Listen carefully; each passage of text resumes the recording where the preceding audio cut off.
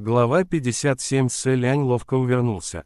Он было решил, что с дерева упала сломанная ветка или птичье гнездо, но присмотрелся и увидел длинную, сгнившую до неузнаваемости доску и две прикрепленные к ней цепи, полностью покрытые ржавчиной. Иной затруднился бы сказать, что это такое, но Сэлянь сразу разглядел в сгнившей доске качели. В былые времена на горе Тайцан тут и там висели качели, пригодные и для игр, и для тренировок. В детстве, едва Сэлянь начал запоминать события, родители взяли его в монастырь Хуанцзы попросить благословения небес.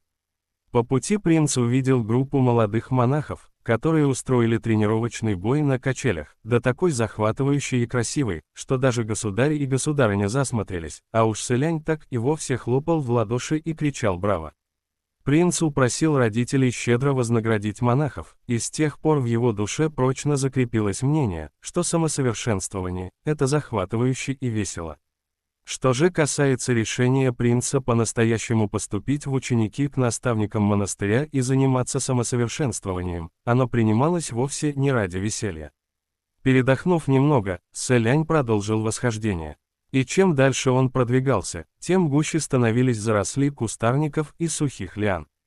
То и дело пробегали мелкие животные, так быстро, что принц замечал лишь тень пышного хвоста, мелькнувшего в траве, да скакали по деревьям белки.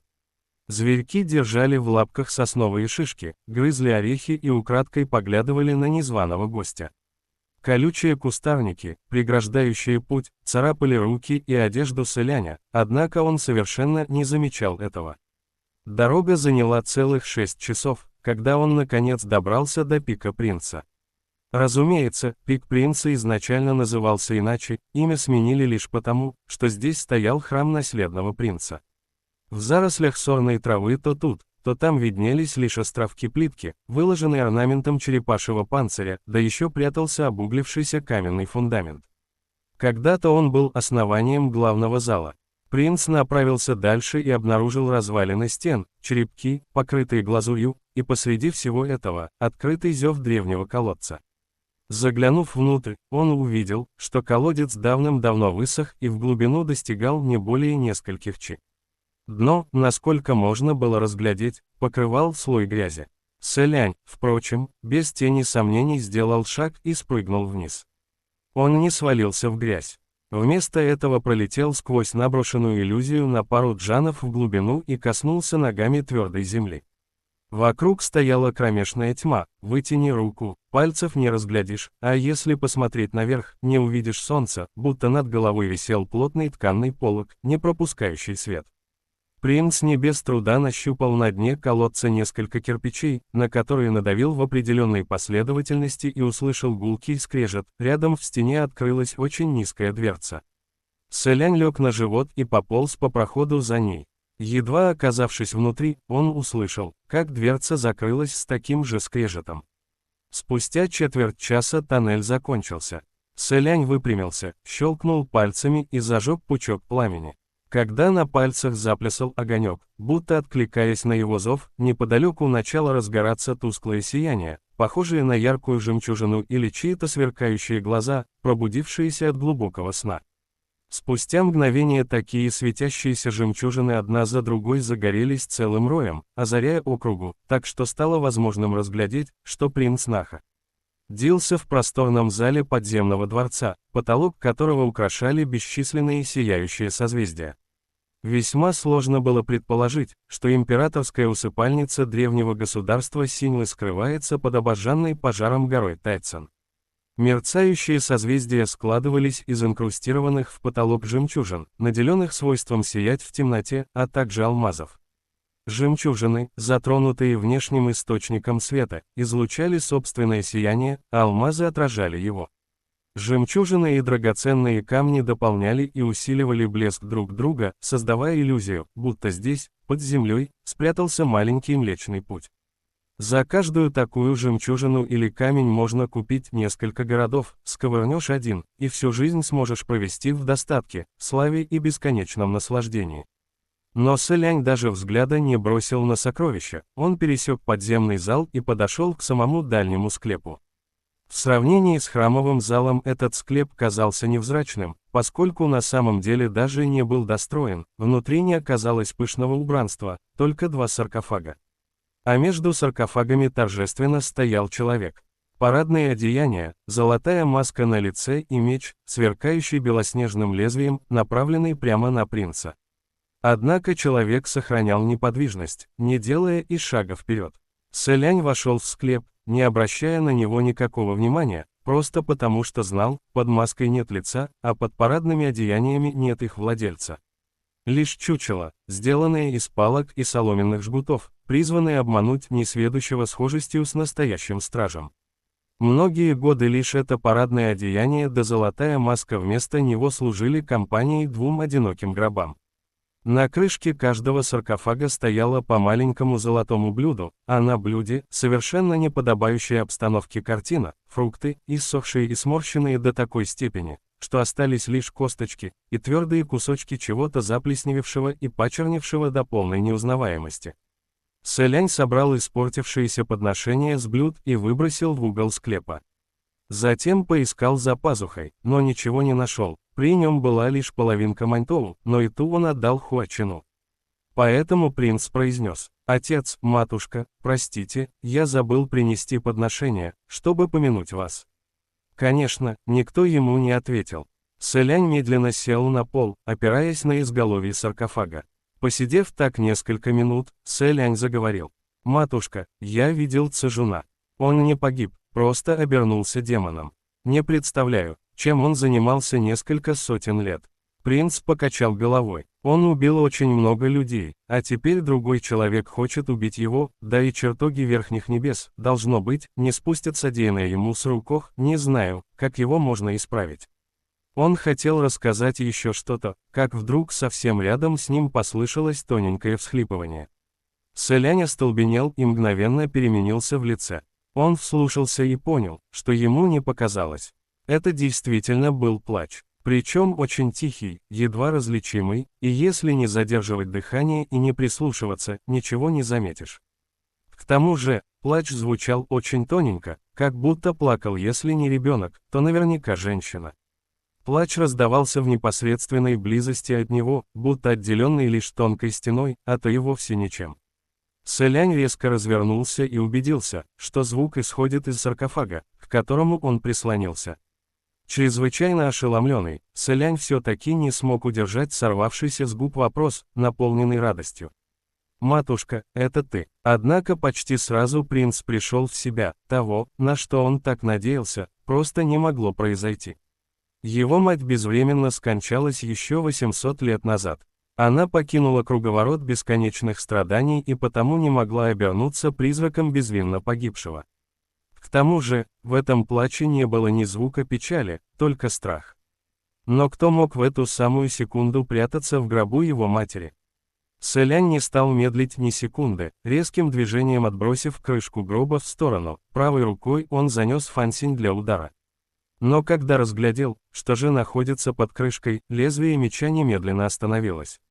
В гробу не было никого другого, кроме человеческой фигуры в великолепном черном одеянии, лицо которой закрывал погребальный покров.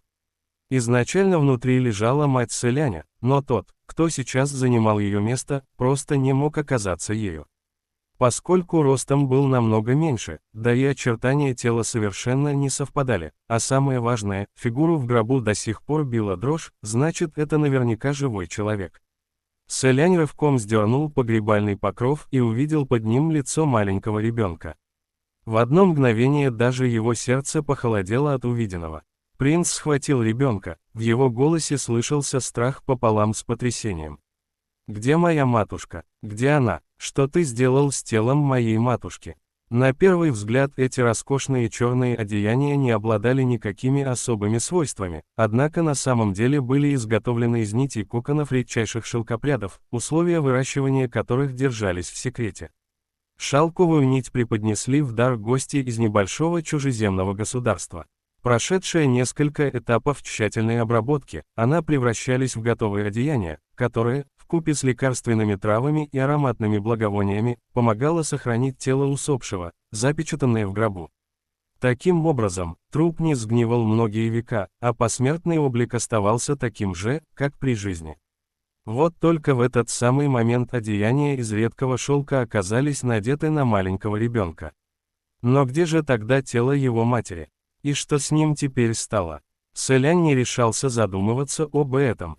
Он лишь схватил неизвестно откуда взявшегося ребенка и резким тоном принялся допытываться. «Где моя матушка? Кто ты такой? Как ты здесь оказался? Куда ты подевал мою матушку?» Но разве напуганный до слез малыш был в состоянии ответить на эти вопросы? От страха он не мог выговорить и слова. Селянь вытащил его из саркофага и тут же заметил, как с шелковых одеяний посыпался серовато-белый порошок. Побелев от ужаса, принц заглянул в саркофаг и обнаружил на дне слой точно такого же порошка. В одно мгновение ему показалось, что небо и земля начали меняться местами, сердце едва не остановилось, руки ослабли. Выпустив ребенка, он, совершенно обескураженный, упал на колени у края гроба.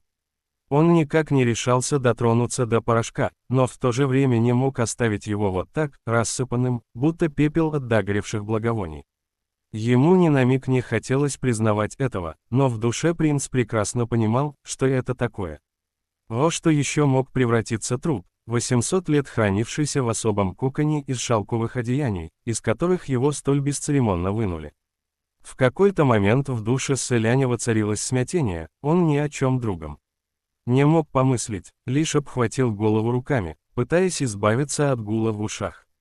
Внезапно спину принца обдало холодом. Он инстинктивно ощутил опасность, резко развернулся и молниеносно выбросил вперед ладонь, голыми руками схватившись за острое лезвие. Селянь увидел позади деревянное чучело, стоявшее без движения все время с тех самых пор, как он вошел в склеп, а теперь напавшее на него со спины. Оказалось, что кто-то пробрался сюда раньше принца и устроил засаду, обрядился в его одеяние, надел золотую маску и притворился безжизненным чучелом, преспокойно ожидая его появления. Дзинь, раздался звон меча, Селянь голыми руками разломил лезвие пополам. Его ладони залило кровью, однако лицо осталось бесстрастным. Сокрушительный пинок в живот, и принц крепко прижал нападавшего к полу, наступив на грудь. Тот схватился за его сапог и попробовал вырваться, но попытка провалилась, не удалось даже сдвинуться с места, будто его пригвоздили к земле.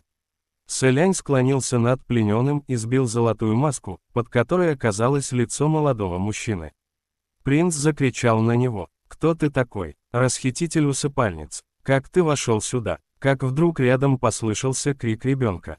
«Папа!» Стоило Селиню услышать его, и он тут же вспомнил. Этих двоих, ребенка и взрослого, он уже видел раньше.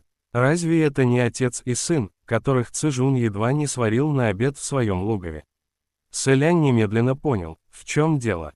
Он наградил мужчину молниеносным ударом кулака в челюсть и взбешенно заорал: «Цзэжун, выметайся оттуда! Я убью тебя!» Мужчина выплюнул кровь и засмеялся в ответ: «Мой царственный братец, как я рад снова тебя видеть!» Ха-ха-ха, лицо было совершенно другим, но кому еще могла принадлежать эта безумная улыбка умалишенного, как не Цзэжуну?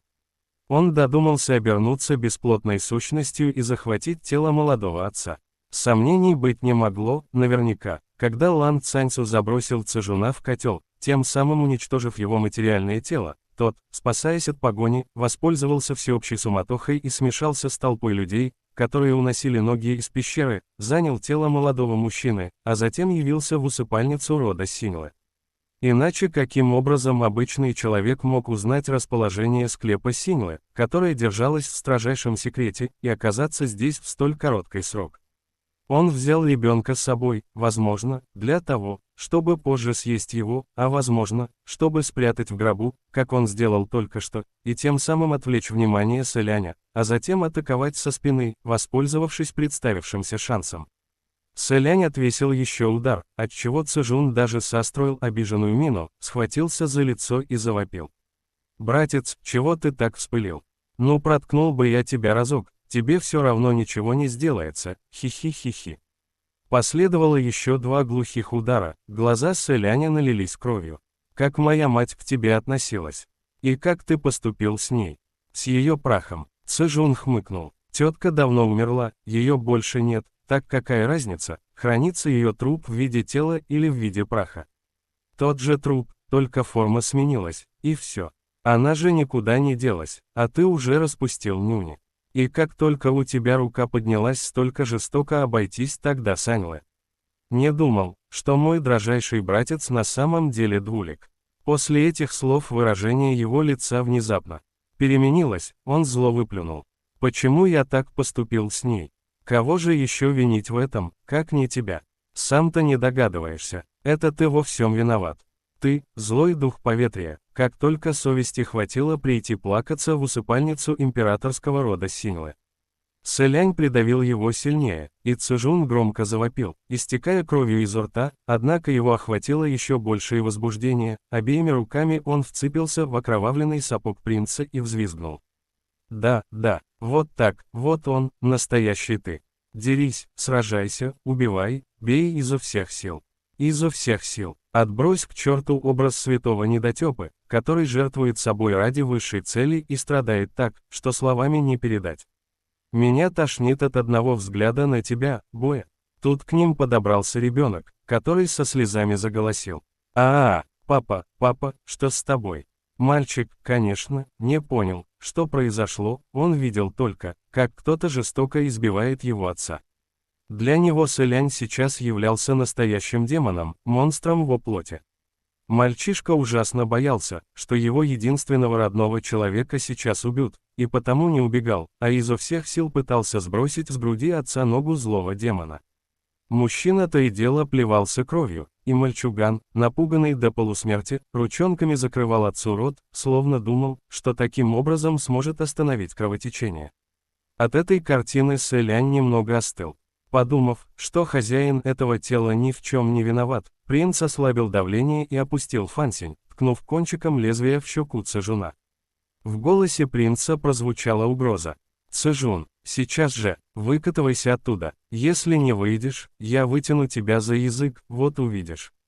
В теории, если выдрать язык человека с корнем, то действительно можно вместе с ним вытащить и дух демона, захватившего тело. Цзэжун ответил, а вот и не выкачусь. Не выкачусь, и все, что скажешь на это.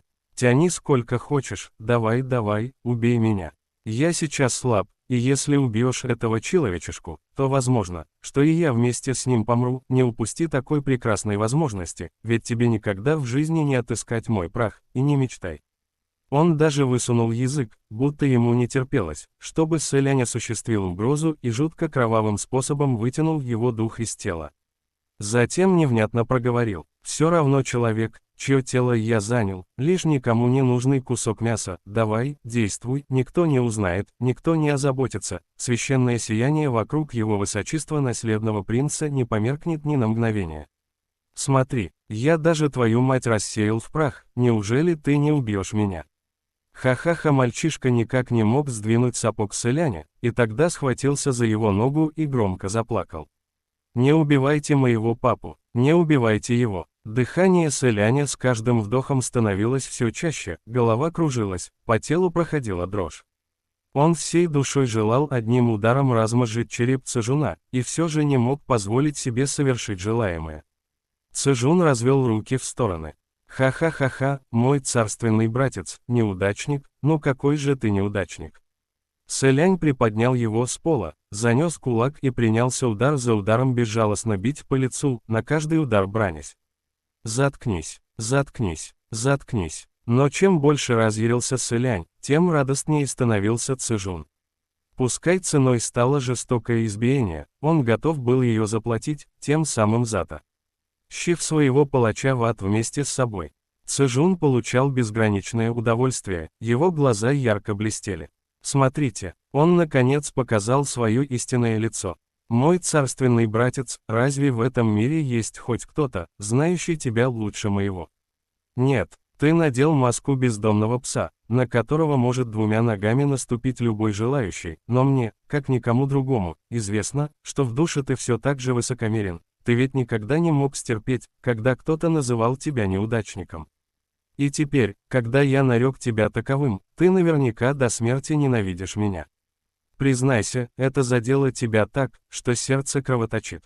Давай же, или ты сейчас скажешь мне, что этот человек ни в чем не повинен, и поэтому ты не станешь убивать меня, чтобы не навредить ему. А ну-ка, позволь узреть, как ты поступишь. Он хохотал так самодовольно и задиристо, что Сэлянь потерял всяческое терпение.